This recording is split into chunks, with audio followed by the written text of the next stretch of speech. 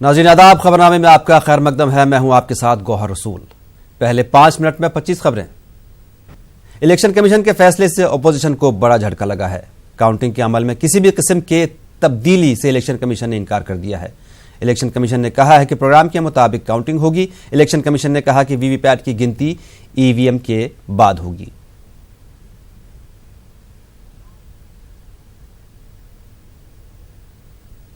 Congress leader Udit Raj का अजीबोगरीब बयान सामने आया है। उन्होंने सुप्रीम कोर्ट पर सवाल उठाए हैं। उन्होंने पूछा है कि वीवीपैट की गिनती की इजाजत क्यों नहीं दे रही है अदालत, क्या अदालत धांधली में शामिल है। उन्होंने कहा कि वोटिंग के अमल में तकरीबन 2 माह लग गए तो गिनती में 3 रोज और लग जाएं तो क्या फर्क पड़ता है। ये बात मैंने सही कहा कि इलेक्शन कमीशन की हालत खराब है। एक इलेक्शन कमिश्नर रिवोल्ट कर रहे हैं कि उनकी बात नहीं सुनी जा रही है और इलेक्शन कमीशन की 2 आंखें हैं। और ऐसी स्थिति में जब 22 पार्टियां सुप्रीम कोर्ट में गई पिटीशन लेकर के कि वीवीपैट की गिनती बढ़ाई जानी चाहिए, तो सुप्रीम कोर्ट ने उनको खारिज कर दिया। एक कारण यह भी था कि इसमें डिले होगा।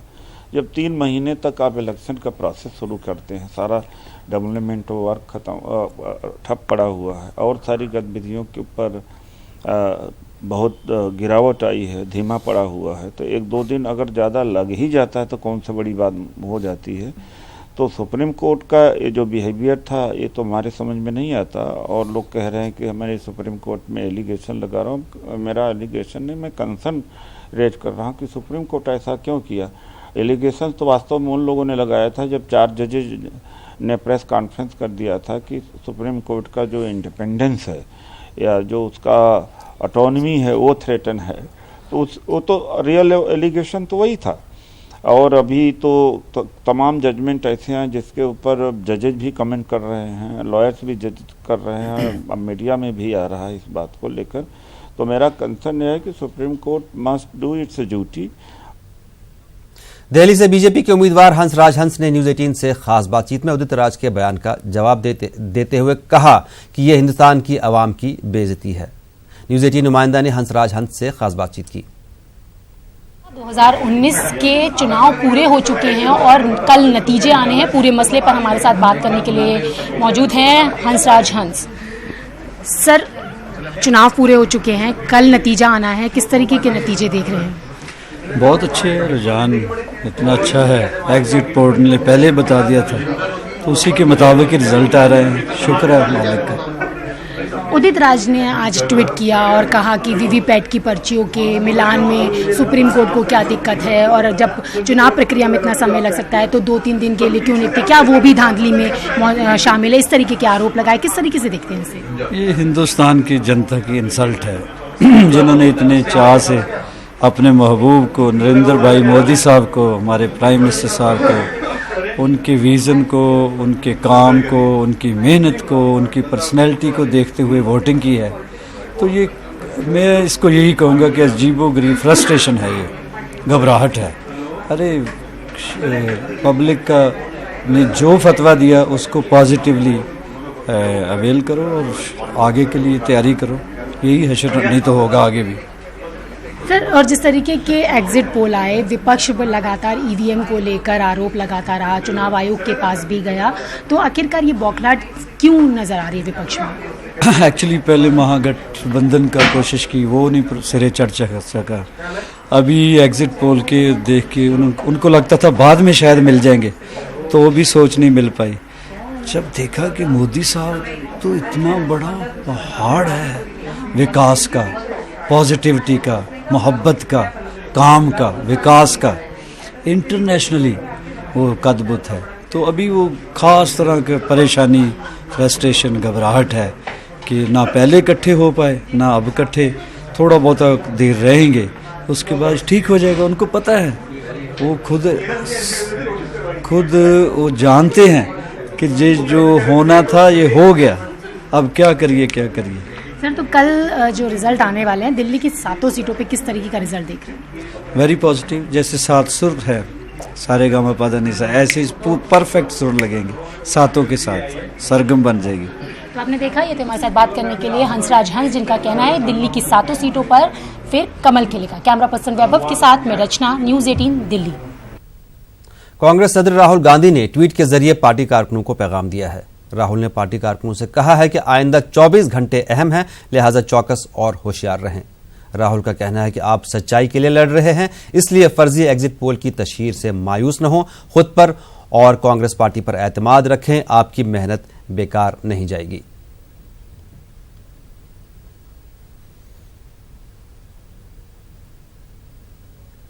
एग्जिट पोल आने के बाद अपोजिशन जमातों के दफातर में सन्नाटा छाया हुआ है। दिल्ली में एसपी ऑफिस का भी कुछ हाल ऐसा ही है। हमारी नुमाइंदा प्रीति श्रीवास्तव ने हालात का जायजा लिया। एग्जिट पोल्स आने के बाद सभी पार्टियों में संशय बना हुआ था कि नतीजे किस तरीके से आएंगे। कल 23 मई को हालांकि नतीजे आने वाले हैं, लेकिन इस समय हम दिल्ली के सपा के ऑफिस के बाहर खड़े हैं। आप यहां देख सकते हैं कि किस तरीके से पूरी तरीके से सन्नाटा छाया हुआ है। कोई भी कार्यकर्ता या कोई भी पार्टी का नेता इस समय यहाँ पार्टी ऑफिस में मौजूद नहीं है। लगता है कि जिस तरीके से एग्जिट पोल्स ने महागठबंधन को सीटें दिखाई हैं यूपी में, उसका असर अभी से यहाँ पे नजर आ रहा है और उनको लगता है कि जिस तरीके से सीटें महागठबंधन को आने की उम्मीद थी, वो सीटें एग्जिट पोल्स में नहीं आई हैं। इसके कारण यहाँ पर काफी सन्नाटा छाया हुआ है। कैमरा पर्सन प्रहलाद के साथ प्रीति श्रीवास्तव, न्यूज़ 18 दिल्ली। राष्ट्रीय मूवमेंट कॉन्फ्रेंस के सदर हुमायूं अंसारी ने कौमी इत्तेहादी पार्टियों पर मुसलमानों का सियासी तौर पर इस्तेसाल करने का इल्जाम लगाया है।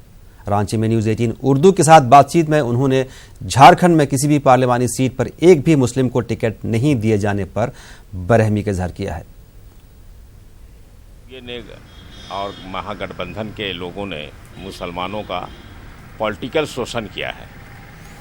इतना ही नहीं बल्कि झारखंड में आप देखें तो एक भी मुसलमान को टिकट नहीं दे करके इसकी राजनीति को जो है समाप्त करने की दिशा में कार्रवाई की गई है। मेरा यह कहना है कि इस तरह से मुसलमानों को सिर्फ जो है इस्तेमाल कर करके ये राजनीति को जो है एक दूसरे दिशा गुलामी की दिशा में जो है मोड़ने की जो है की कार्रवाई की जा रही है। एक तरफ दिखाया जा रहा है कि संविधान को बचाने के लिए कर रहे हैं, दूसरे तरफ आरक्षण को बचाने के लिए क्या किया जा रहा है, और तीसरे तरफ आप देखेंगे कि अगर मोदी को रोकना था यूपीए को, तो तनवीर हसन को जो है कन्हैया के खिलाफ नहीं देना चाहिए था। राजस्थान से इंसानियत को शर्मसार कर देने वाले वाकयात में तेजी आ गई है। अलवर के बाद अब अजमेर में इज्तिमाई अस्मत तेजी का वाकया पेश आया। 3 लोगों ने खाना बदोश लड़की की आबरू लूट ली। ये इंसानियत सोज वारदात इंदरकोट इलाके में हुई है। पुलिस ने मुतासरा की शिकायत पर केस दर्ज कर लिया है।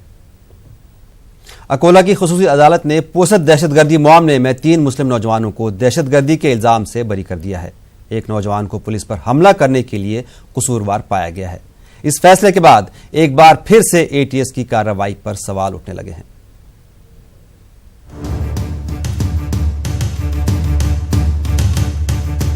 महाराष्ट्र के पूसत से दहशतगर्दी के मामले में गिरफ्तार इमाम समेत 3 मुस्लिम नौजवानों को अकोला की खुसूसी अदालत ने बरी कर दिया है। हाफिज मुजीबुर रहमान और शोएब अहमद तमाम मामलात से बरी हो गए, लेकिन अब्दुल मलिक को आईन की दफा 323, 332 और 153 के तहत 3 साल की सजा सुनाई गई। ताहम अब्दुल मलिक 3 साल से ज्यादा वक्त जेल में गुजार चुका है, इसलिए उसे भी रहा कर दिया गया है।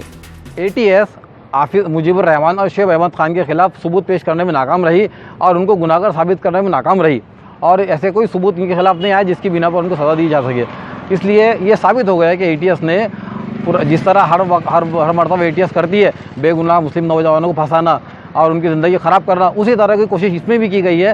लेकिन अल्हम्दुलिल्लाह कामयाब पैरवी हमारे 3 वकीलों की रही। आपको बता दें कि 2015 में ईद उल अज़हा के मौके पर अब्दुल मलिक ने गौवंश हत्या बंदी कानून से नाराज होकर सिक्योरिटी पर तैनात पुलिस मुलाजमीन पर हमला कर दिया था, जिसके बाद एटीएस ने कार्रवाई करते हुए शोएब अहमद और मुजीबुर रहमान को उकसाने और दहशतगर्दी के इल्जाम में गिरफ्तार किया था। ने ही जो है तो 120 बाग के तहत पूरी कॉन्स्पिरेसी करके ये पूरी वारदात को अंजाम देने के पीछे शोएब का हाथ है। इस तरह के आरोप शोएब पे लगाए गए थे, जो एटीएस के पूरे आरोप जो है तो झूठे साबित हो गए। आज झूठ का झूठ सच का सच हुआ। अकोला स्पेशल कोर्ट ने शोएब अहमद को बरी किया, लेकिन मेरा सवाल है उन एजेंसियों से जो इस तरह की फेक घटनाक्रम में कई मुस्लिम नौजवानों को अरेस्ट करके उनको जेल के पीछे डालती है, क्या वो 3.5 साल उसका हर्जाना क्या?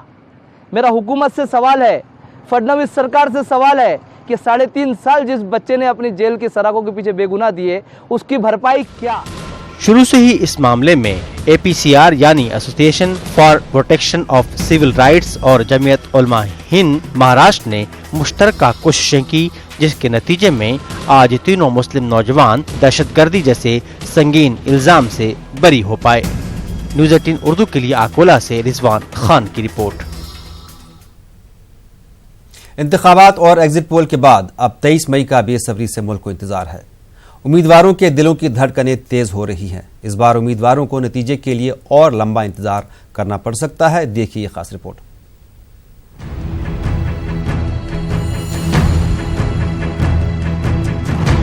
लोकसभा उम्मीदवार 23 मई के लिए उल्टी गिनती गिन रहे हैं, लेकिन सुप्रीम कोर्ट के हुक्म के बाद कई उम्मीदवारों के लिए ये इंतजार लंबा हो सकता है। दरअसल सुप्रीम कोर्ट ने वोटिंग में गड़बड़ी के अंदेशे की वजह से इलेक्शन कमीशन को हुक्म दिया है कि हर हल्के असेंबली में 5-5 काउंटिंग सेंटरों का वीवीपैट पर्चियों का ईवीएम से मिलान किया जाए। अभी तक हर असेंबली हल्के से सिर्फ एक काउंटिंग सेंटर से ही वीवीपैट पर्चियां मिलाई जाती थी। नतीजों के लिए लंबा हो सकता है इंतजार। 5-5 काउंटिंग सेंटर की वीवीपैट पर्चियों का ईवीएम से होगा मिलान। लॉटरी सिस्टम से होगा हर असेंबली में काउंटिंग सेंटर का इंतखाब। मुलाजिमीन करेंगे वीवीपैट पर्चियों का ईवीएम से मिलान। वीवीपैट पर्चियां काउंटिंग करने में लग सकता है 5 घंटे से ज्यादा का वक्त। 5 वीवीपैट मशीनों का एक के बाद एक मिलान करनी है मशीन के रिजल्ट से, तो ये हमें लगता है कि लगभग 5 घंटे और लगेगा।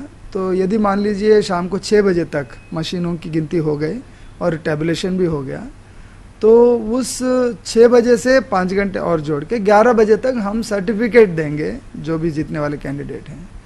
तो थोड़ा सा समय तो इस बार लगेगा।